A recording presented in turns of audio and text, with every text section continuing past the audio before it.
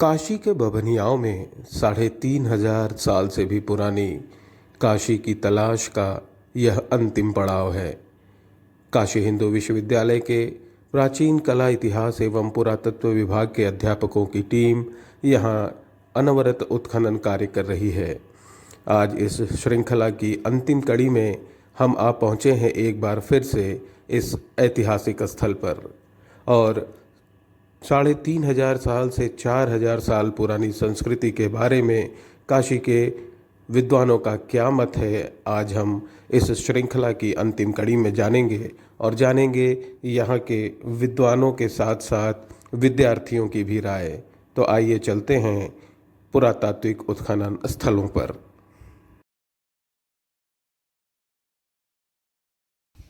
और आज हम आपको मिलवाने जा रहे हैं एक ऐसे शख्स से जिसने बभनियाओं की खोज की थी। ये कहना बिल्कुल गलत नहीं होगा कि उन्होंने ही बभनियाओं की खोज की थी और सन 2013 में की थी। वो है काशी हिंदू विश्वविद्यालय के प्राचीन इतिहास विभाग के ही डॉक्टर राहुल राज जी। राहुल राज जी, बहुत बहुत स्वागत है। और हम आपकी मुख से सुनना चाहेंगे इस डिस्कवरी की कहानी। इस पुरातात्विक स्थल की खोज की कथा भी एक रोचक है। दरअसल हम प्रोफेसर ओएन सिंह जी, जो इस वक्त विभागाध्यक्ष हैं, हम लोग मिल करके एक प्रोजेक्ट कर रहे थे जिसमें हम लोग जो है जो पंचक्रोशी परिक्रमा है उसकी ऐतिहासिकता और उसका सांस्कृतिक जो उपादान है उस पर हम लोग जो है एक प्रोजेक्ट कर रहे थे। तो उस प्रोजेक्ट के तहत मैं जब सर्वे कर रहा था मोटरसाइकिल से लगभग आज से 10 साल पहले, तो मुझे अनेक ऐसे पुरातात्विक स्थल दिखे जिनका अन्यत्र कभी रिकॉर्ड था नहीं। लगभग नष्ट होने वाले थे, कुछ नष्ट हो चुके थे, कुछ बचे हुए थे, किंतु निश्चित रूप से वो उनका जो पुरातात्विक महत्व बहुत अच्छा था। तो उसी क्रम में जब मैं पंचक्रोशी मार्ग से बढ़ते हुए मोटरसाइकिल से इधर उधर 2 किलोमीटर दाहिने 2 किलोमीटर बाएं, क्योंकि पंचक्रोशी जो आज वर्तमान में है वह कालानुक्रम में थोड़ा बदलती भी रही है। जी जी। तो इसीलिए हम 2 किलोमीटर का क्षेत्रफल लेके चल रहे थे दोनों तरफ की शायद हमको कोई पुरास्थल मिल जाए जिससे हम डॉट कनेक्ट कर सकें, तो हो सकता है मैं प्राचीन पूरा पंचक्रोशी मार्ग का पता चल जाए। उसी क्रम में जब मैं इधर गुजर रहा था तो मुझे एक गांव मिला, महावन।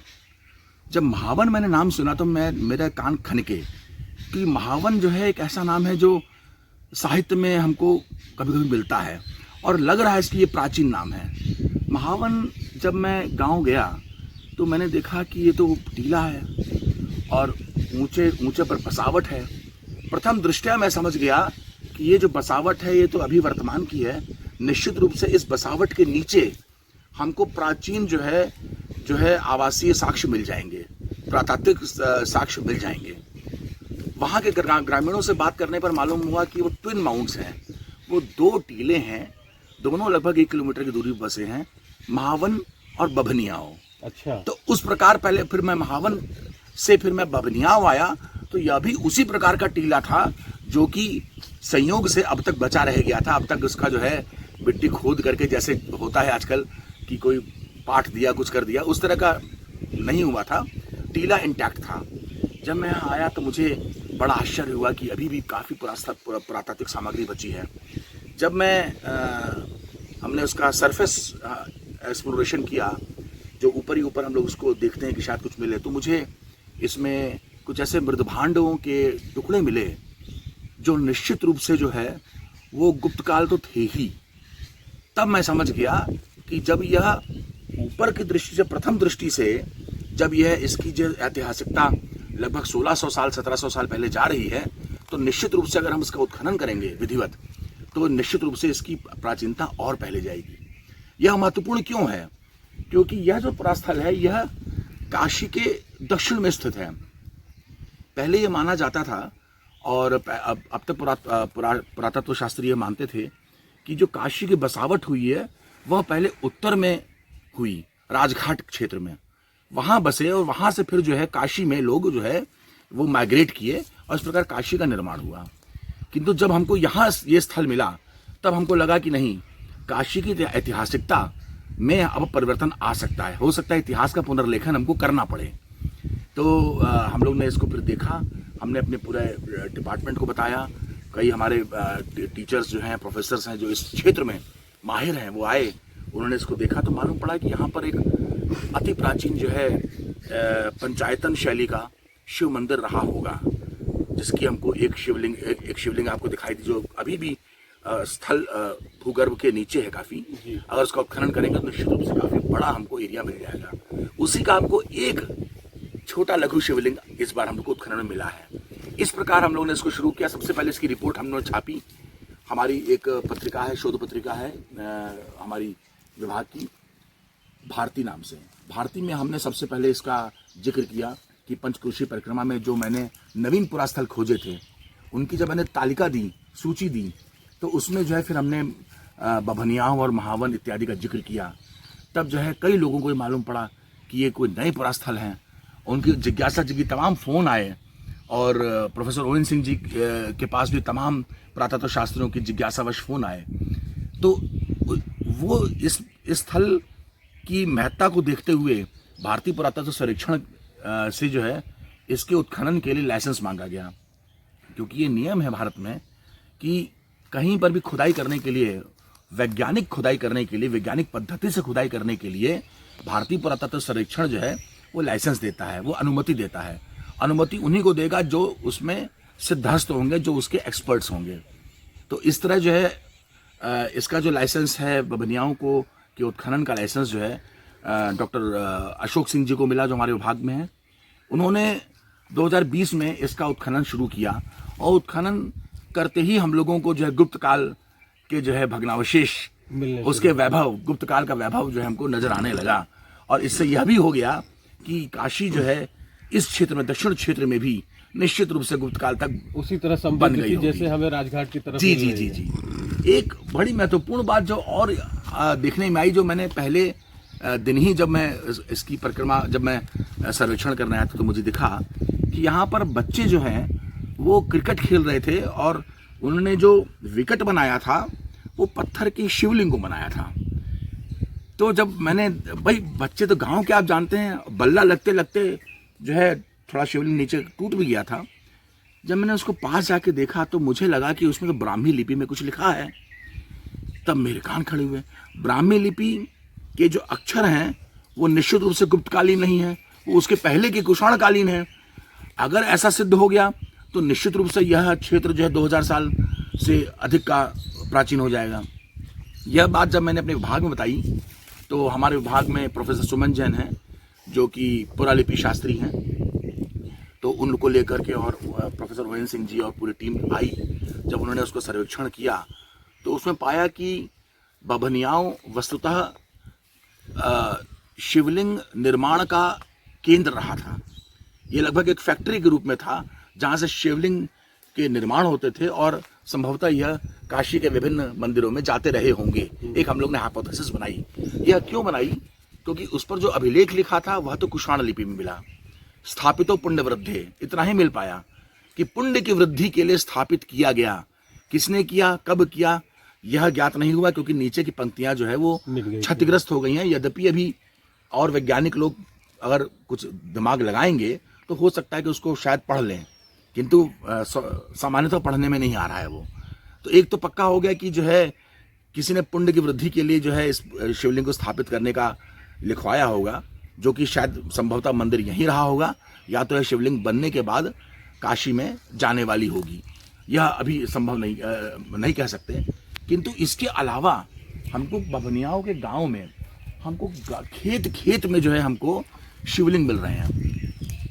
अर्ध निर्मित शिवलिंग, पूर्ण निर्मित शिवलिंग, छोटे शिवलिंग, बड़े शिवलिंग, और तो और शिवलिंगों को बनाने के लिए जो सामग्री चाहिए, जो पत्थर चाहिए, चुनार के पत्थर, हमको पत्थरों की शिलाएं भी दिखी, जो कि निश्चित रूप से गंगा से बजरे के माध्यम से लाई गई होंगी और निश्चित रूप से गंगा से बभनियाव तक का कोई प्राचीन जल स्रोत रहा होगा, जिसके माध्यम से ये पत्थर बभनियाव गांव आए होंगे और यहाँ पर कारीगरों ने उसको जो है तराशा होगा और इस प्रकार यहाँ शिवलिंग निर्माण की फैक्ट्री बनी होगी। तो ये हम लोग ने इतना आइडिया लिया कि गंगा से यहाँ तक का कोई एक प्राचीन जलमार्ग रहा होगा, जहाँ से पत्थर जो है चुनार से आते रहे होंगे, गंगा को पार करके फिर नाव के द्वारा यहाँ तक ढुलाए जाते रहे होंगे और यहाँ इसकी फैक्ट्री रही होगी।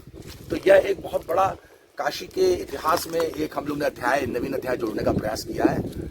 और अब और उत्खनन हो रहा है। निश्चित रूप से हमको पंचायतन मंदिर का पूरा स्वरूप, अगर हमको अच्छा फंड मिले तो निश्चित रूप से एक सबसे प्राचीनतम मंदिर के साक्ष्य हमको बबनियाओं में दिख जाएंगे।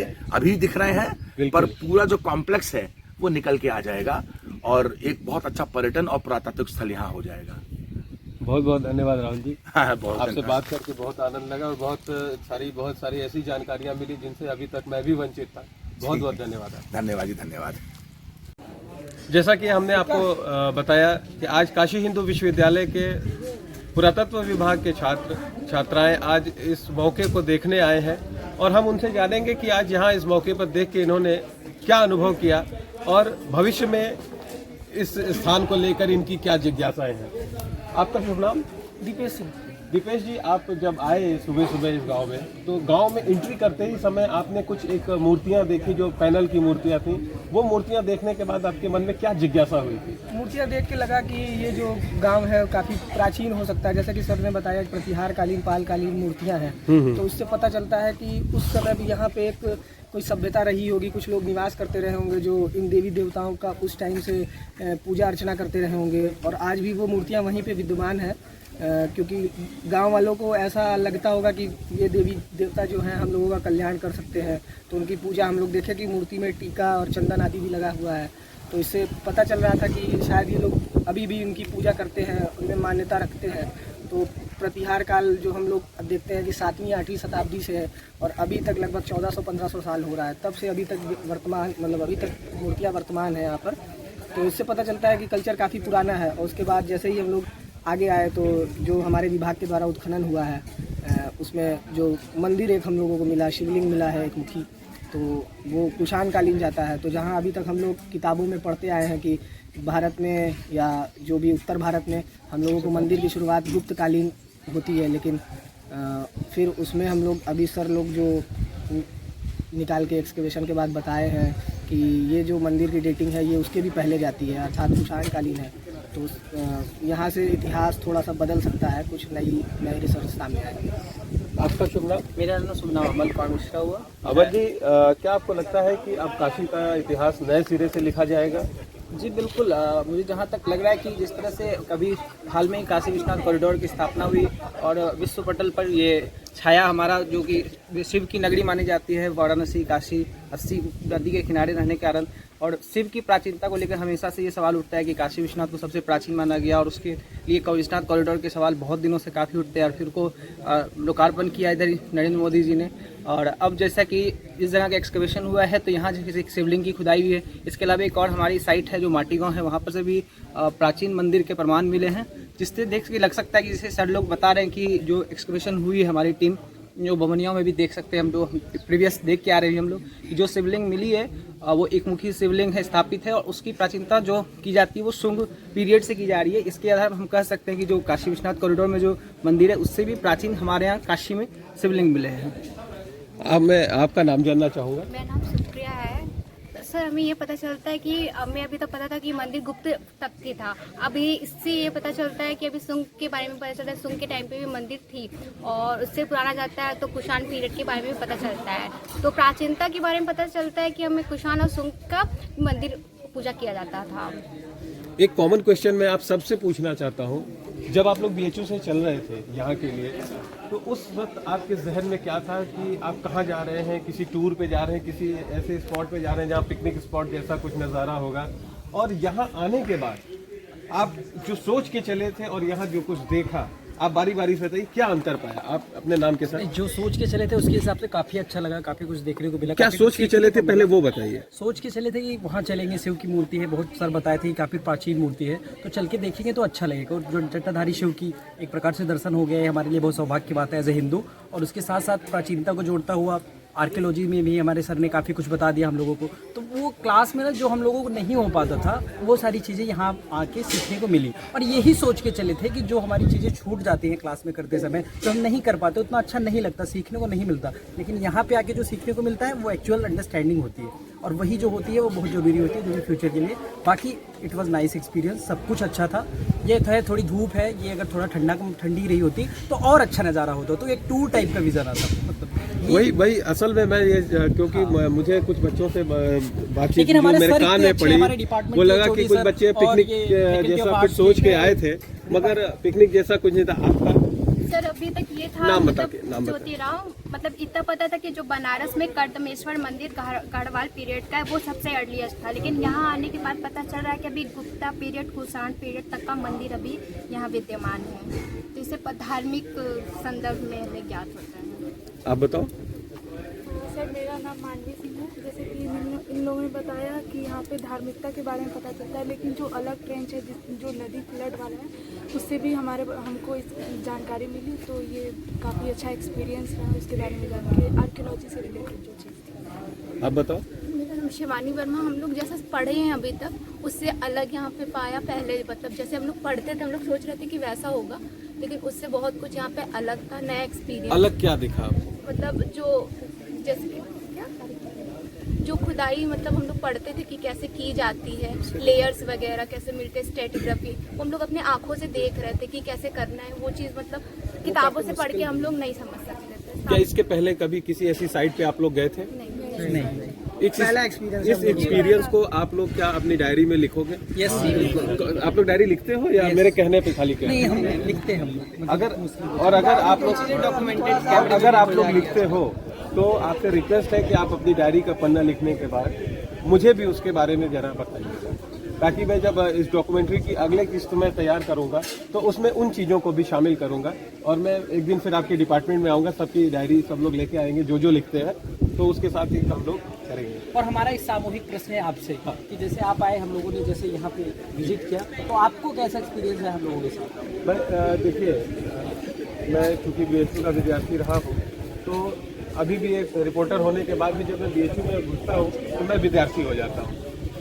लंका चौराहे पे पहुँचते ही अपने आप महामना को देख के, अगर गाड़ी पर हैंडल पकड़ा हुआ तो सिर अपने आप झुक जाता है, पैदल हूँ तो हाथ जुड़ जाता है। एक भाव आता है, मैं ये कभी नहीं सोच के जाता विश्वविद्यालय में कि मैं पत्रकार बन के रहे, तो एक छात्र बन के, और मैं पूर्व भी नहीं जोड़ता, मैं वर्तमान में ही रहता हूँ। और आज भी मैं यहाँ पर बबनियाओं में एक छात्र के रूप में हूँ। आप पहली बार आए हो, आज मेरा यहाँ दूसरा टर्न है। मैं 25 फरवरी को आए थे, हम और मुकीद हम लोग दोनों आए थे, और यहाँ आने का जोश इतना था कि हम लोग ये भी भूल गए, सुबह भोर में 5 बजे निकले और यही एक शर्ट पहन के हम लोग दोनों चल दिए। और उस समय इतनी ठंड लग रही थी, सुबह जरूरत से ज़्यादा कोहरा भी था, वो भी 25 फरवरी को, जबकि होना नहीं चाहिए था। यहाँ आने के 1 घंटे बाद तक मेरा हाथ चुनचुनाता रहा ठंड की वजह से। और सर ने जब हमसे कहा कि जाइए आप अकेले घूम के आइए, मेरा दिमाग घूम गया। मैं अकेले देखूंगा क्या, समझूंगा क्या? आप लोग तो विषय के विद्यार्थी हैं, तो थोड़ा बहुत कुछ अंदाज़ा भी लगा सकते हैं। मेरा तो ये विषय भी नहीं था और मैं कोई अंदाज़ा नहीं लगा सकता था। तो मैं बढ़ता गया और मैं भोलेनाथ को याद कर रहा था कि प्रभु कैसे होगा, मैं कैसे जानूंगा। अचानक पीछे से एक व्यक्ति आए और उनका नाम शंकर शर्मा निकला, और उन्होंने मुझे बताना शुरू कर दिया कि देखिए भैया, ये मेरा खेत था, इसको 8 फुट खुदवाए तो यहाँ ये टीला निकला, यहाँ पे ये स्तंभ निकला, यहाँ ये शिव मंदिर निकला। अभी 2